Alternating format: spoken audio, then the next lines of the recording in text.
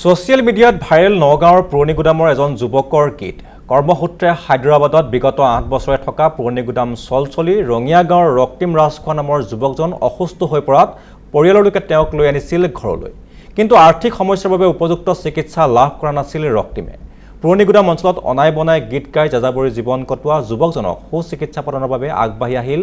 নগাঁও পোহৰ ফাউণ্ডেশ্যন নামৰ এটা সংস্থা আৰু সম্প্ৰতি চিকিৎসাধীন যুৱকজন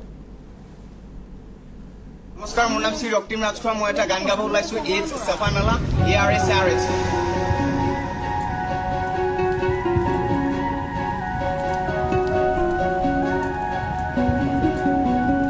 তুমি আজা বৰষুণ হোৱা হলে ময়ো হলোহেঁতেন তুমি আজা সপোন হোৱা হলে ময়ো গলোহেঁতেন তুমি আজাক বৰষুণ হোৱা হলে ময়ো হলোহেঁতেন তুমি আজাক সপোন হোৱা হলে ময়ো গলোহেঁতেন উৰি যোৱা পক্ষী যাকে কানে কানে আহি কলে আকি লোবানে ছবি উৰি যোৱা পক্ষী যাকে কানে কানে আহি কলে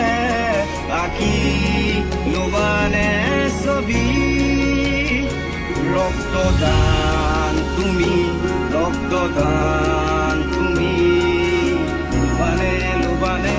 সাৱতী মই হায়দৰাবাদ এটা কোম্পানীৰ লগত এটা গান গোৱা হিন্দী গান যেটো হায়দৰাবাদ গোলকুণ্ডে কয় তাৰ লগত এটা গান গোৱা এতিয়া ঘৰতে এনে দেউতাৰ লগত দেউতাই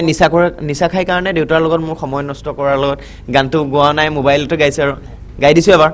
तू आसमान मैं हूँ ज़मी ना रहना है कुछ तो कमी तू आसमान मैं हूँ ज़मी ना रहना है कुछ तो कमी मेरे खुदा तू है कहाँ मिल जा सही मैं हूँ यहाँ मेरे खुदा तू है कहाँ मिल जा सही मैं हूँ यहाँ তেখেত 2019 চনৰ পৰা 19 চনৰ আগত তেখেত হায়দৰাবাদত আছিলে কিবা ক্ষেত্ৰত কৰ্মক্ষেত্ৰত আছিলে তাত তাৰ পৰাই আপোনাৰ তেওঁ অসুস্থ হৈ আছিল বাপেক আৰু বায়েকহঁতে তাৰ পৰা যেনতেন লৈ আহিলে তেওঁক আনাৰ পিছত ইয়াত যেহেতু আৰ্থিকভাৱে দুৰ্বল তেওঁলোকে তেওঁক উপযুক্ত ট্ৰিটমেণ্ট দিব নোৱাৰাৰ ফলত তেখেতে তেনেকেই থাকিল ওচৰতে গাঁৱে চাঁৱে গান গাই তেনেকৈ ঘূৰি ফুৰে তাৰপিছত আমি খবৰ লোৱাৰ পিছত আমি গ'লোঁ উপস্থিত হৈ দেখিলোঁ যে ঘৰৰ অৱস্থা বিৰাটেই দুৰ্বল আৰ্থিকভাৱে আমি গাঁওবুঢ়াৰ লগত কথা পাতিলোঁ ওচৰৰ মানুহৰ লগত কথা পাতি পেলাই আমি ক'লোঁ যে আমি তেওঁলোকক আমি ট্ৰিটমেণ্ট দিম আমি একচুৱেলি ৰক্তিমক ট্ৰিটমেণ্ট দিয়া কথা আছিলে তাৰপিছত দেখা পালোঁ গাঁৱৰ মানুহেও ক'লে যে দেউতাকেও ড্ৰিংকছ কৰে পাৰা যদি দেউতাককো লৈ যোৱা তে আমি দুইজনকে লৈ আহিলোঁ আৰু সমস্ত তেওঁলোকৰ ট্ৰিটমেণ্ট ৰখা কৰা খোৱা বোৱাৰ দায়িত্ব আমাৰ